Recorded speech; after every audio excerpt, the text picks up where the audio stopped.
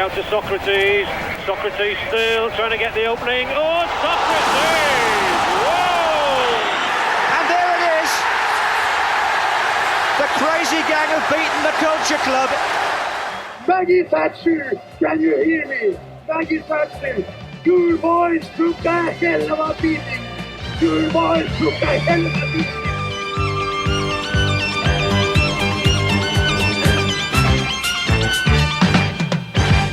1979-80 revisited. We are on subsection module 1.10 now. We've reached late November. This is the last weekend in November. Less than 48 hours after England have played their delayed game against Bulgaria, the fog that had called it off. We're back to First Division duties. It's match of the day. It's John Motson for this one. Our referee is Brian Hill from Wellingborough, Dave. Always important to get some key information on the referee. Ipswich Town, we've not seen them at home or away so far this season. Surprising lack of coverage of them.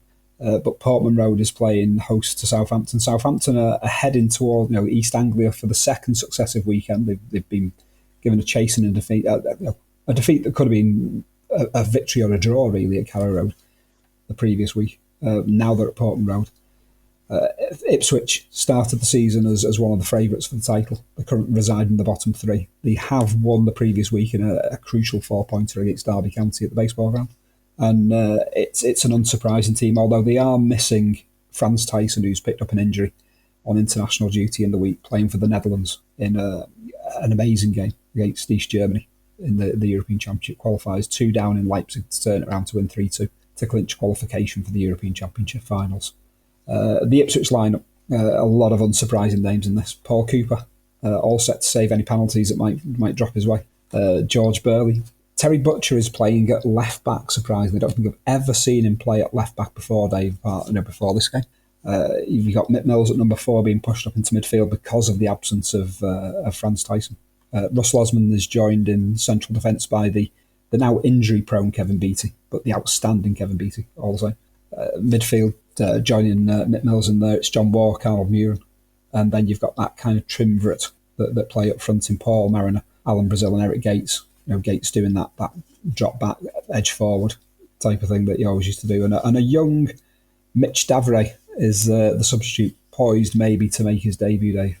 The Southampton lineup, Peter Wells continuing in goal ahead of Terry Genner, Ivan Golak, Nick Holmes, Steve Williams, Dave Watson, Malcolm Waldron, Alan Ball as captain, Phil Boyer, Mike Shannon, Chris Nichol, Trevor Hebbard, Manny, and here's another difficult one to pronounce, Manny Adrzewski, I think they'll call him. I'll try not to mention him too much for the remainder of the game, although I think he is thrown on as a substitute later. 2 very familiar lineups there, Dave. A shame that we've not got Franz Tyson involved there. It is disappointing there's no Tyson.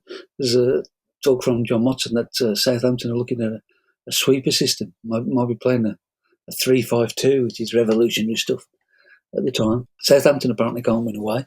Ipswich can't score any goals anywhere, so it's not looking particularly promising for the match of the day cameras, but fortunately it confounds the expectations. It absolutely does. As you say, Southampton's troubles on the road are quite stark. John Motson states that Ian Boyer, although he scored 12 league goals, they've all come at the Dell. He's yet to score on his travels. Southampton as a collective have scored just 4 times away from home in the league. You intimated a paragraph or 2 ago when we were talking Southampton at Norwich that they had that juxtaposition of being able to beat anyone at home. Such a dangerous side at the Dell, yet a propensity to be a bit soft on the road. And this game is kind of like more so than the one at Norwich the previous week. This is kind of like the amplification of that concept. I mean, we've seen, in previous paragraphs, we've seen Southampton play so well against, big teams, good teams, take them to the cleaners at home and really not just win games, but absolutely dominate games and been completely way ahead of the opposition.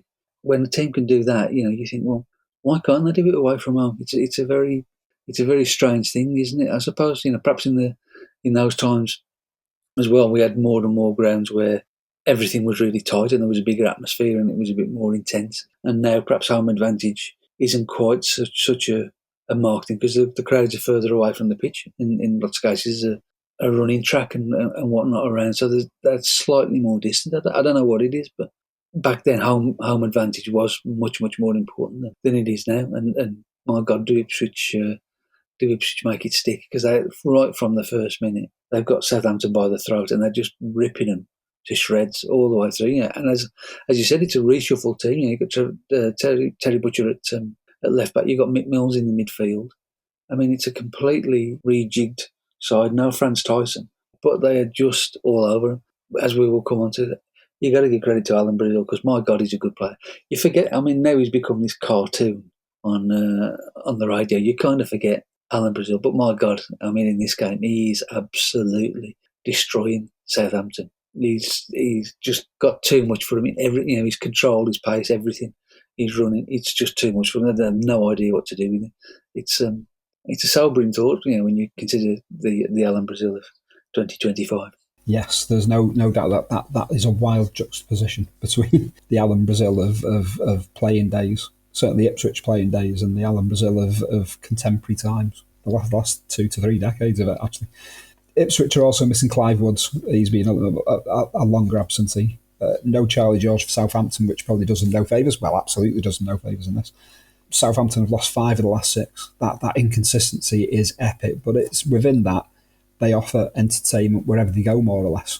There's just so much going for this game. Like I say, in print, it sounds like an awful game to pick at the BBC, but it's nothing of the kind.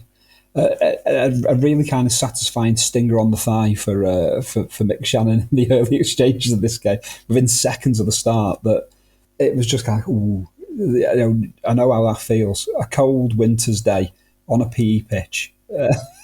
We've all had that. The ball belted from close distance, and you're trying to kind of there's a tear in your eye, but you're just trying to kind of brave it out, Dave. He sort of stopped briefly to rub his leg and then runs on. But now there's no amount of liniment that you can apply to your thigh that's going to protect you from that. You get a proper whack. And now we've seen a lot of games so far this season where the weather's been nice. We've seen it before. Haven't seen any rain or whatever. It's not raining, but you can tell now the cold's coming. The proper winter cold is. The winter's on the way. It takes 12 minutes for Ipswich to take the lead, and it's an absolute scream from Eric Gates. I mean, they've had a couple of chances before, but it's typical Ipswich. There's really nice build-up play. They come down the one side, and then the ball comes into Alan Brazil, who holds it up really nicely, plays it back into Eric Gates, and he absolutely laces it across the face of the goal into the top corner. Peter Wells is just standing there watching it. Really, I mean, he's got absolutely no chance of saving that. But it's all when you sort of in your mind's eye when you think of Ipswich, late 70s, early 80s, a team that went on to win the UEFA Cup and all of that. Everything about Ipswich is crisp, it's quick, it's one touch, it's clever. It's good passing, and everything is there. The whole thing is there in that move. And as you say, it's a marvellous finish. And then within seconds, they've produced another one, virtually identical in terms of the quality of the passing. And it ends up with John Walk pouncing in the box to fire them 2-0. John Walk did what John Walk did for his entire career, turning up. Nobody apparently has noticed him. And there he is standing on his own, whacks the ball at the back of the net. He absolutely does. Brazil involved in that one again. His pressure. He doesn't touch the ball in the build-up to this, but it's his pressure on the Southampton defence, which is very telling. George Burley had played a part. George Burley is you forget just how attacking of a right-back he was as well as part of the Ipswich side. He's up at every opportunity. I always knew he wasn't a stay in place right back, but I kind of forget just how attacking he was. Yeah, Paul Mariner, part of the build-up in this one. 13 minutes, there's 60 seconds between the first and the second goal. Southampton defensive disarray, I think we would have to call this one, Dave. And before long, Walks forcing Wells into another decent save after a fine passing move. Burley advanced as part of this again. Mariner, is deemed to be offside, yet he's not interfering with play even by that era. No, absolutely not. He's not within the vision of the goalkeeper. That's that kind of generational interpretation, I think, from officials. I think the younger referees, the younger officials aren't flagging that as offside. the older ones at the tail end of their careers probably are. Although Brian Hill isn't the oldest referee by any means, but it's the linesman that puts his flag up. Although, to be fair to Hill, Hill doesn't take that on. I think he just allows play to carry on. So whether Hill would have overruled that, is the possibility. But yeah, Ipswich very much in the ascendancy. And just beyond the half-hour mark, it's 3-0, Dave. And Alan Brazil gets his deserved goal. Kevin Beattie and Arnold Muren started off. I mean, Kevin Beattie, we should have a word for Kevin Beattie at this point. I mean, as you say, by this stage, he's injury ravaged all the time. But I mean, he would have. I've spoken to Ipswich players from the time we played with him, and they've all said, if he'd stayed fit, he'd have had 150 caps. He would have been an absolute certainty for starting for England all the time. I mean, he was a marvellous player. He was strong, and I mean, there's one point where he wins a header, and he heads it about 75 yards. It's longer than a lot of goalkeepers can kick the ball. It's and Motson is brought to kind of like to comment on this, kind of like his ability to head the ball. It's a bit like kind of like Duncan McKenzie, kind of like being able to jump over cars or throw golf balls from one end of the pitch to the other. Never mind throwing golf balls from one end of the pitch to the other. Kevin Beattie could probably head one from one end to the other. I mean, he was a fantastic. And in this goal, he brings the ball out, plays it to Muren. Muren plays it out to Alan Brazil, and he sort of drifts in from the wing, goes past a couple of challenges, and then from 20 yards out, he just absolutely slashes the ball in past Peter Wells. He must be wishing the Terry again. I would have been in goal still, because I mean, he's to be fair to him again, no chance of saving that one either. And this is Ipswich absolutely running riot. I mean, they are just unstoppable. They're irresistible in this form, and this is the beginning of what goes on to be a really strong run for Ipswich through the rest of the season, the next 4 or 5 months. That takes them right into the upper reaches of the table, qualifies them for Europe, and ultimately they go on and win the UEFA Cup. I mean, it's we always talk about fine margins, but that's where we are. It is a team that's in the bottom 3 of the first division. 18 months later, they're picking up the UEFA Cup. Yeah, we're knocking on the door of December, and this is literally kind of the starting blocks towards everything that would run towards Ipswich lifting that UEFA Cup. It's incredible to think of the genesis of it, and you can argue that this is the one. Yeah, they've won at Derby the previous week, but I don't think it's been a particularly effervescent performance. It's just been a must-win this game. This is Ipswich turning on the star, and Southampton get massively frustrated as part of this as well. There's some, should we say, taxing challenges that are being put in on the Ipswich players, particularly by an increasingly irate Alan Ball. Yeah, this is not the sort of game that Alan Ball wants to play in. It's not what he signed up for at all. Alan Ball's supposed to be in a team that's competitive and winning and doing all of that. And he's like a particularly irritated dog, chasing around and biting the heels of everybody he can get his hands on. I mean, it's classic Alan Ball in a way. I mean, obviously what a marvellous player Alan Ball was, but I don't think he had the longest fuse, did he? And when things weren't going for him, I mean, he was quite quick to make it fairly obvious. But no, he's everywhere trying to. I think he's come to the conclusion, right, we can't stop him by playing football. We'll just try and kick him off the pitch, really, now. Yeah, there's very much that element, which is quite un-Southampton, from what we watch of them. And yeah, you mentioned the goals that are being conceded by Peter Wells. We mentioned in one of the previous paragraphs about Terry Genner. You don't see him make too many saves in the games that we see him play, yet there's absolutely nothing he can do about the goals that he's conceded. And there's an element of that to Peter Wells in this particular game, although there is a save or two at play. There's absolutely nothing that Southampton can do about the goals that they're conceding there, yet again. This is very much Ipswich revealing their hand that they're in a false position in that bottom 3. And it is just a case of waiting for things to click in. Into the second half, Beattie is again dominant. The flexibility of Ipswich is impressive. We've mentioned Liverpool's total football, basically. Stemming back to the opening of this saga we're going through at the Charity Shield at Wembley, and the rigidity of some good teams. I think and it's interesting. And we'll come to Phil Thompson's interview on the big match in the next paragraph, and when he's asked who's impressed you most, and he mentions Tottenham, and we flagged Tottenham up as another team that were interchanging positions, and there was that little bit of fluidity at play. And here's Ipswich doing likewise as well. There's a common theme running through the teams that are at least beginning to prosper rather than prospering across the board at this point in time, but would go on to good things in the early 1980s. They are being brave enough to indulge in a bit of flexibility and interchanging of positions through free play. What's interesting as well is how many teams we're seeing that aren't playing the stereotype 4-4-2. That everybody thinks it was English football in that period. I mean, there's a hell of a lot of teams that are playing 3 up front, 3 in the midfield. A withdrawn striker, all that kind of stuff. With Ipswich, I mean, you've got players. Sounds ridiculously simple, but you've got good players who can play in lots of places. You've got Terry Butcher at left back, and I mean, Terry Butcher gets up and down, puts in a couple of good crosses. He does. He really does. Mick Mills moves. I mean, he's a right footer who normally plays at left back.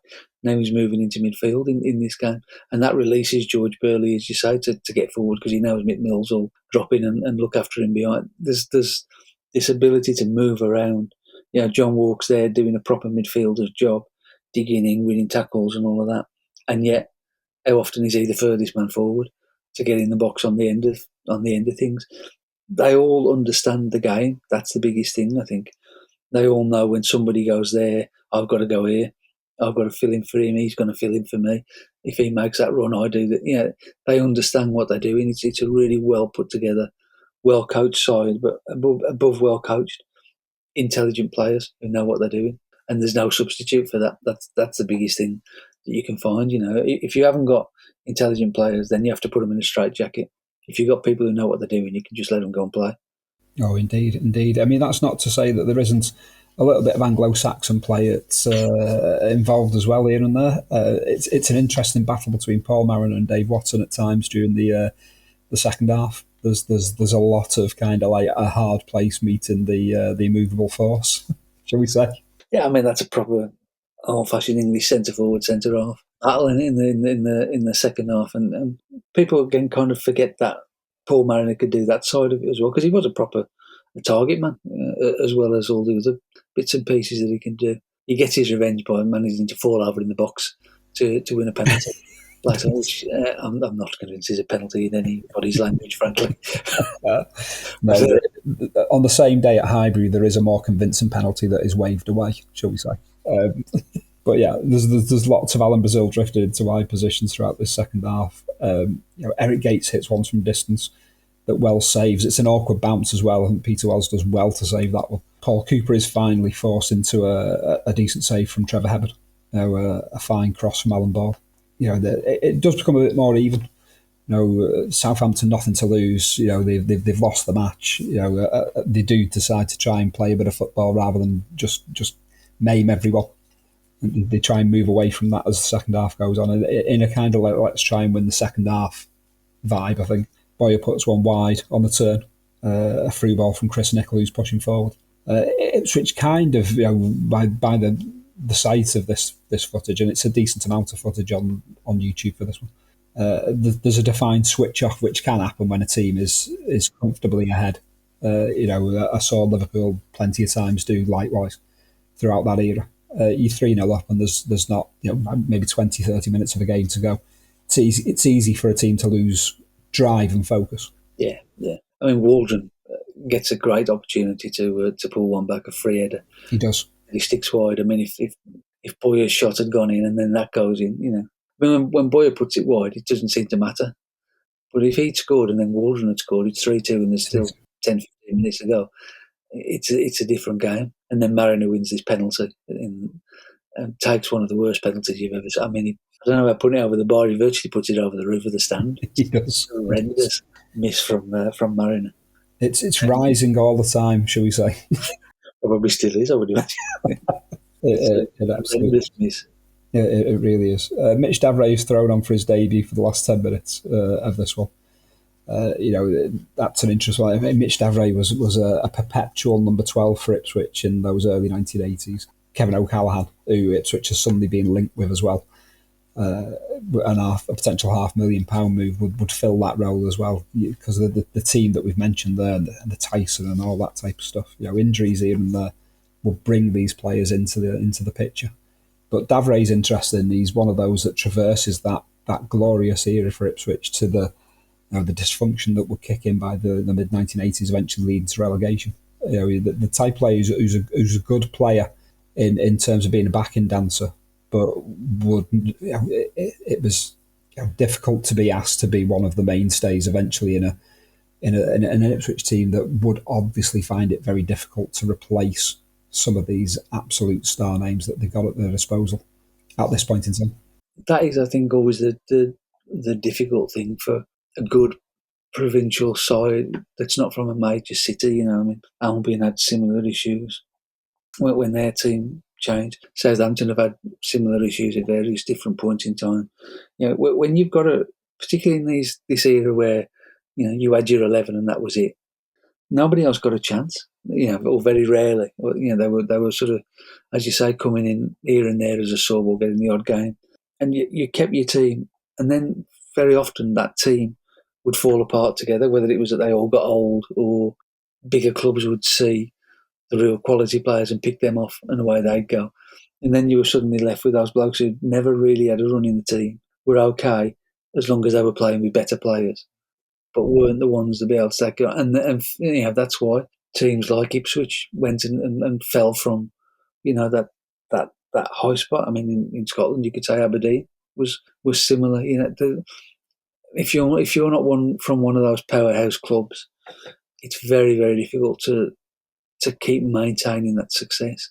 And Mitch Rays is a case study, really, isn't it? I mean, terrific in a good side, not able to carry a poor one, or to be the focus point of the next good side. That's the problem. Maintaining that sort of that turnover of player at a smaller club, that is forever the problem, I think. Absolutely. Within all this, Williams gets a late consolation from distance and a fine consolation goal, which just goes to add more frustration from the Southampton perspective of those misses earlier on by Boyer and Waldron.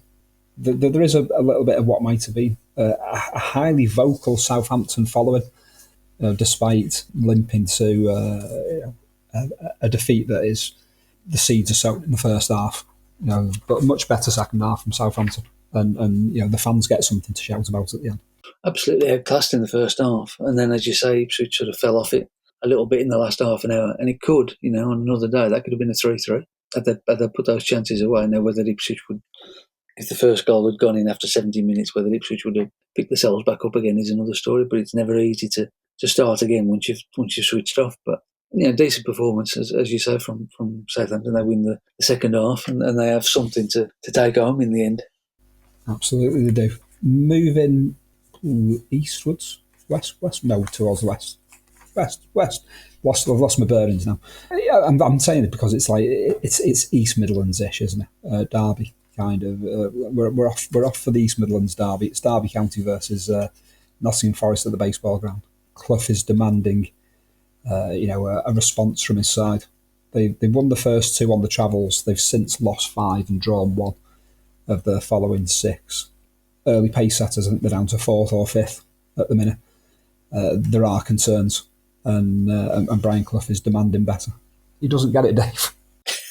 No, he definitely doesn't get it. At the place where he would least like to be embarrassed of all, he manages to be extremely embarrassed. It's amazing that Forest are having such a bad run away from home, because they were a team built for doing well away from home. I mean, they were perfectly set up for it, but clearly at this point in time, things are going terribly wrong. And it starts with Peter Shilton, who just spills a routine cross, just drops it completely at the feet of Jerry Daly, who's there to quite happily accept the gift. And from there, it's further and further downhill for Forest. It's an absolutely horrendous performance from them. I mean, having seen that they're losing the 52-game home record against Brighton in the previous week, to then get a Derby County and play like this, I mean, it's absolutely horrendous. It absolutely is. I mean, they're 3-0 down in 18 minutes, though. John Duncan gets the second. It's incessant attacking from Derby in the build-up to this goal. Again, Shilton should do better. He parries well. From I think it was Langan that takes the shot. He kind of parries it up into the air. It goes towards his back stick, and there's Duncan to head it home. It's chaos in the Forest defence, trying to close down this fast-moving Derby side, which makes you look at them and think there's plenty of scope for them, like Ipswich, to pull away from this relegation zone. Ipswich, and this win for Derby is what keeps Ipswich in the bottom three on this particular weekend, because it's Derby who just have their head above water. But both Ipswich and Derby are looking good money for staying up at this point in time. Steve Emery gets the third, and again it's more defensive chaos and error from Frank Gray that lets this one in. Less than 20 minutes on the clock, 3-0 down. It's tough viewing for Forest, but very promising for Derby. Yeah, I mean, Derby look again a decent side as they always were. That sort of period, you can't see why Derby would be struggling. I mean, again, it's the Derby game, the local Derby game, so obviously that sort of fires them up a bit more. And it's Brian Clough coming back to the baseball ground, etc., etc. But I mean, they tear Forest to shreds in that first period. Forest not helped by Peter Shilton gifting them 2 goals really, and then Frank Graham making another mistake. But Forest can't stand up to the pace and the pounding that they're getting from Derby, which again, for a team that's won the European Cup and is still going quite nicely in the European Cup again in this second season, where part of the trick is to be able to soak up the punishment. I mean, this should be just routine stuff for Forest, but they make an absolute shambles of it. And even when in the second half they get a penalty, Gary Mills tripped by Jerry Dowdy and John Robertson hammers it in. But even that's no sort of signal for him to come back. And it's in the finish, it's a chastening 4-1 defeat. John Duncan gets another one after that. It's just shocking to see Forest in such disarray at that time. They are very much in disarray. Even that penalty. Yes, Daly's brought Mills down there, but there's a bit of ambiguity over whether that's actually in the penalty area or not. It's a bit generous, shall we say, being awarded a penalty rather than a free kick on the edge of the area. John Duncan, his second goal, Derby's fourth. He's so good though that he beats the cameraman partially as well as Shilton. The ball just kind of like flashes in, and the keeper, the cameraman's just kind of like. Yeah, he couldn't keep up with the flow of play there. There's one of those kind of like very quick, oh yeah, there's a ball in the back of the net. John Duncan diving header, so we're informed. So a John Duncan diving header it was. But yeah, very impressive from Derby. This one, it was just the goals roundup as voiced by the wonderful Bob Wilson as part of this. The footage of it clearly taken from a 1980s, I don't know, best of Derby video or something from the BBC, because you've got the kind of like the retrospective John Motson take on it, and then he kind of like yields to Bob Wilson's at that time kind of like roundup. Here's the goals from the baseball ground vibe. Yeah, quite the start. Having shipped 4 at Southampton as well, not all that long ago. No, there are alarm bells ringing for Brian Clough and Nottingham Forest. To the point that in the Sunday People the following day, Clough is again threatening that they're going to be off to pastures new if things don't improve. We have reached crisis point, he stated on the Saturday morning prior to the game. Unless we get a good result at Derby, we will be forced to admit Forest are no longer one of England's leading clubs. It's all very damning. He's clearly trying to kind of like shake something loose, but these pre and post game words are all very, very kind of like, I don't know, antagonistic, negative, divisive. By the Monday morning, he's stating that he's been misconstrued and that he's going nowhere, that he and Peter Taylor will be working hard to remedy matters, that they will not rush into the transfer market, but they will continue to do the things that Brian Clough and Peter Taylor do to improve the lot at the City ground, Dave. Are we looking at the wheels coming off? What are we expecting from Forest for the remainder of the 1979-80 season, Dave? Well, it's all going to go downhill, isn't it? They're not going to achieve anything. They'll be out of the European picture. Won't win the European Cup. Won't get to the League Cup final. It's going to be disaster. I mean, not going to rush into the transfer market. It's probably a good idea because, as we shall see shortly, Asa Hartford, who was the big signing in the summer, he's already gone. So transfer dealing is not necessarily always a top thing for Nottingham Forest at that point. Paragraph 2 of subsection 1.10 of 1979-80 revisited. It's been a joy to do. Ipswich Town, good to see them motoring away. Hopeful that Southampton's quality of play will persevere over frustration and thuggery in the coming weeks. Interesting eye on an increasingly dysfunctional Nottingham Forest, who's still only fifth in the league and I think about 4 points behind the leaders. And Derby County, much hope for Derby County to drag themselves away from any potential relegation battle, surely. A joy, as always. Please, as ever, do join us again next time. Subscribe, spread the word. And we will be back with paragraph 3 before you even know it. Thank you and goodbye.